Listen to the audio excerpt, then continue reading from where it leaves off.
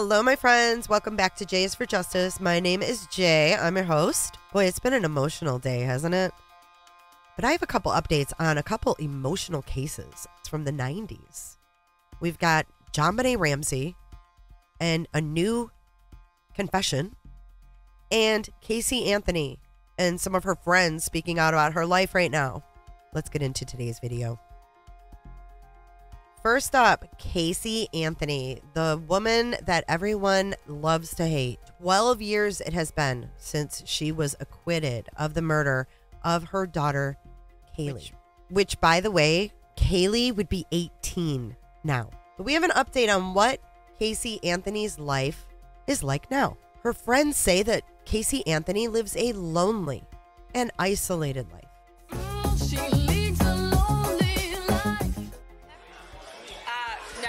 One of the witnesses, Eli, all of these people were witnesses, unfortunately. Go get him, Tiger. Let's do it.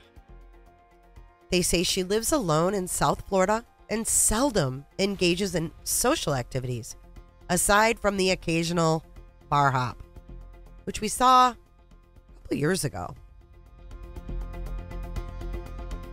Hi. Can I file an incident report?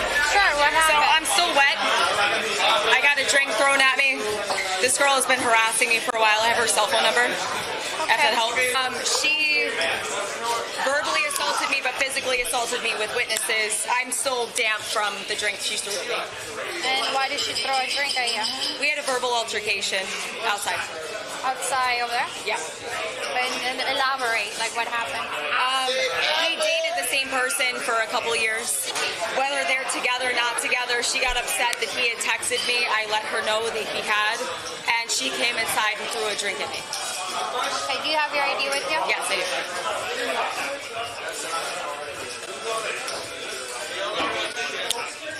Are you with him? No, he was one of the witnesses. Eli, all of these people were witnesses, unfortunately. Go get him, Tiger. Let's do it, baby.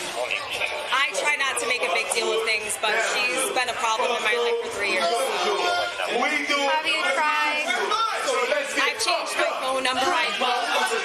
She's moved near me. She has changed my phone number. It's been a repeated problem for several years. So this is the last Have you tried doing a restraining order? No, this is the last resort. Yes, affirmative. I have a witness to someone throwing a drink at me that I'm still wearing. I have several witnesses. Looks like a classy bunch, and it looks like she doesn't know anyone at all. Eli, I mean, Now do you see why these bitches calling me Manning Eli? she knows these people by name. The occasional night out? Not sure I'm buying it. She's also estranged from her parents, George and Cindy, and gets constant hate from strangers when she goes out in public. One friend said, and I quote, "People hate her, and she knows it." A former coworker of Casey Anthony, Greg Shorey, said, quote, "She has a pathological need to be at the center of attention." While another friend said she is still coming to grips with being ostracized. In 2008, when her little girl went missing, Anthony lied to police, claiming she left Kaylee with a nanny who turned out to be fictional, Zanny the nanny. And it took 31 days to report little Kaylee missing. And we all know the outcome of the trial. And ultimately acquitted of murder, aggravated child abuse, and aggravated manslaughter of a child. She was found guilty on 4 counts of providing false info to a law enforcement officer, though. That doesn't make anyone feel any better about her, this case. A bartender, now the girl doesn't get out much, but the occasional bar hop, this bartender knew her well enough to make a quote on this. Ethan Bowen, he said that people are always starting shit with her. They'll approach her to say something, or she'll look up to see someone taking a picture of her. No one gives her any peace. And he also recalled an incident this year in 2023 where a man called her a baby killer and a fucking monster. She got her check and left. She was really upset. What do you think about this? Do you feel sorry for Casey? Do you think that since she was acquitted, people should just leave her the hell alone? Let me know. I know a lot of you say no. and have a lot of hatred towards her. So I'm curious what you think. I mean, she really went through the process and she was acquitted. So should people just leave her alone at this point? On to our next story. Jon Benet Ramsey. This case has bothered so many of us for so long. But there is a convicted pedophile, 59-year-old Gary Oliva. He has a violent criminal past, and he was arrested in June 2016. I know that's a long time ago. After being found in possession of hundreds of images of child porn in Boulder, Colorado. He was issued an undetermined sentence of at least 10 years and will only be released if he passes Colorado's sex offender rehabilitation program. In the 2 decades before his arrest, Oliva was considered a suspect in the killing of Jon Benet. At the time of the girl's murder, Oliva also had ties to an address 13 homes away from the Ramseys. He also made a phone call after her body was found, crying to a friend, quote, "I hurt a little girl." And this phone call was made before the story hit the news. So Oliva called a friend, said, "I hurt a little girl," before Jon Benet's murder was reported in the news. The friend, Michael Vale, reported that tip to the Boulder Police Department immediately. But investigators did not follow up on the lead until 4 years later. This was when Oliva was arrested for trespassing on the campus of the University of Colorado in December of 2020. During that incident, Oliva was found in possession of drugs, images of Jon Benet, newspaper clippings from her case, and a poem about the girl titled Ode to Jon Benet. He also had a stun gun, and if you remember, they believe that Jon Benet had stun gun marks and that she was subdued before her death. Let's fast forward. Oliva was arrested for child porn 16 years after Jon Benet's death. And a search of his phone yielded more than 330 images of Jon Benet Ramsey, including pictures of shrines to the young girl and images from her autopsy. Michael Vale contacted investigators in Boulder after Oliva was detained, reiterating his belief that Oliva was somehow involved in the murder of Jon Benet Ramsey. He also shared a series of screenshots that I'm going to show you with the police that he captured from a Pinterest account belonging to Oliva and was obtained by the U.S. Sun. The U.S. Sun broke this story, by the way. On the profile of the account, there's a folder dedicated to Jon Benet containing 76 photos. There's another folder of images titled Children, containing photos of mostly young girls modeling. Now, with Jon Benet and her pageants, she could have caught the attention of a lot of creepers. And it seems like she did, because there were other creepers that confessed to this as well. So in his 2016 arrest report, they do mention his Pinterest account. And citing an anonymous source, the report says, the source stated that they found hundreds of children's photos pinned on Gary Oliva's Pinterest page.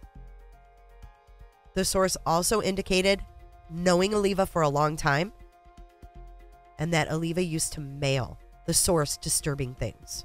The source had concerns that Oliva was connected to the Jon Benet Ramsey case and mentioned his criminal history and pointed to all the photos on his Pinterest. Michael also informed police that he believed Oliva posed an immediate danger to the public if he was ever released. The officer who authored the report said he made contact with investigators overseeing the Ramsey case and informed them of the tip. The report reads, quote, "I was informed that they had previously received and looked into this information as it relates to the Ramsey case. The report goes on to say, I looked at Oliva's Pinterest page. There was a section devoted to the Ramsey case. There was also a section labeled children. Some of the children were posed in somewhat revealing outfits, like done for an artistic flair, and all appeared to be professionally produced. None of the photographs fell into the realm of child pornography, and so no additional charges were considered at that time. Michael Vale reached out to Oliva behind bars shortly after his arrest in an attempt to get a confession from him regarding Jon Benet's murder. But for decades prior to this, the two men stayed in touch via snail mail, updating one another about their respective lives. Around 1989, Vale says that Oliva's messages suddenly became incredibly dark and disturbing, making frequent mention of blood, murder, cannibalism, and even child rape. Within 2 years, Oliva would be arrested for raping a 7-year-old girl and attempting to strangle his mother to death with a telephone wire. Great guy. But in the years that followed, he continued to write to Michael Vale, sending him cassette tapes with sadistic recordings and newspaper clippings of missing children along with locks of hair. Michael Vale would then receive a call from Oliva on the day Jon Benet was found dead, convincing him that his old high school classmate played a role in her murder. He quietly campaigned to the Boulder Police Department to arrest Oliva for years, but no charges were ever filed. But now that Oliva is behind bars, Michael started writing to him where he is housed at the Lyman Correctional Facility, quizzing him about that phone call in December of 1996. By 2019, Michael Vale achieved somewhat of a breakthrough. Oliva sent him more than a dozen letters over a period of several months, claiming to have killed Jon Benet by accident. One of the messages said, I never loved anyone like I did Jon Benet, and yet I let her slip, and her head bashed in half, and I watched her die. It was an accident, please believe me. She was not like the other kids. Jon Benet completely changed me and removed all evil from me. Just one look at her beautiful face, her glowing, beautiful skin, and her divine God body, I realized I was wrong to unalive other kids. Yet by accident, she died, and it was my fault. In other letters written by Oliva, the predator claimed to have a disorder for killing children. He says, please don't hate me. I'm sorry I turned scum, but even when you first met me, I told you how I wanted to unalive children. When I met Jon Benet, she took that horrible craving to unalive kids that you know me for. She changed me into a new person, but it's okay. I've unalived so many children I've lost track. Oliva's letters were often accompanied by pencil sketches of Jon Benet, sometimes depicting her as a god, and in one image, depicting her eating his flesh. Boulder PD was made aware of the letters and acknowledged them publicly in a statement at the time. They said the Boulder Police Department is aware of Gary Oliva and has investigated his potential involvement in the case, including several previous confessions. The department routinely receives information on this investigation. Information provided to the police department is reviewed, along with many tips and theories we receive. The police concluded there are no new updates in this investigation, and the department will not comment further. So Boulder Police Department's response appeared to signal that investigators did not believe that Oliva had anything to do with Jon Benet's death. He was DNA tested in 2000, but sources say he was not found to be a match for the DNA evidence recovered from the crime scene. However, very little DNA exists in Jon Benet's case, and Oliva has never officially been ruled out as a suspect. Michael Vale believes there is an overwhelming amount of evidence tying Oliva to Jon Benet. Gary is a monster, he said. I wouldn't be talking about this right now if I hadn't got that phone call. That damn phone call convinces me that Gary's involved. I got a phone call 6 hours before it was in the newspaper from someone in Boulder, 13 houses away, telling me they'd hurt a little girl. The emotional burden of all of this has been like carrying a backpack of rocks. I feel like the moment I received the phone call, I was robbed of my innocence. I just want Gary to be held accountable and kept behind bars. Oliva's 10-year sentence is due to come to an end in 2025, though it remains to be seen whether the state will release him. Michael Vale is now urging Boulder police to investigate Oliva once again to ensure no stone is left unturned. But regardless of whether he was involved in the murder of Jon Benet, Vale says Oliva should never be granted freedom. When I started writing to Gary in 2016, I thought he was going to tell me he wasn't involved and that would have put me at ease, he said. I thought he was going to tell me he didn't do it, like a normal person who wanted to get out of jail would do, right?